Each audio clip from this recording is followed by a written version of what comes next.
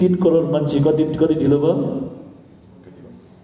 त्यही भएर नेपाल चाहिँ 300 वर्ष पछाडि गएको हो कि 15 मिनट ढिलो भयो, 15 मिनट ढिलो भयो। हामी अगाडिको पछाडि जाँदैछौँ। त्यही भएर नेपाल चाहिँ 300 वर्ष पछाडि गएको। अगाडि जानु छ भने टाइमलाई क्याचअप गर्नुहोस्, टाइमलाई समाउनुहोस्। अरूको बारेमा छोडिदिनुहोस्।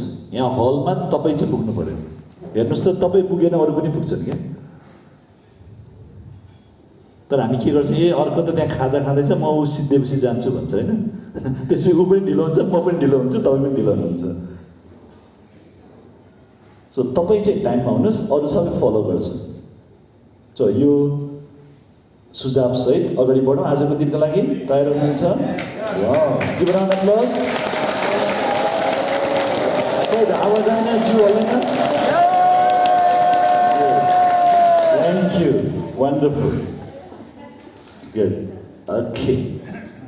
सो आज एकदम विशेष कुरा म तपाईँसँग सेयर गर्दैछु।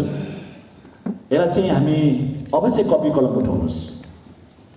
अब चाहिँ कपी कलम उठाउनुहोस्।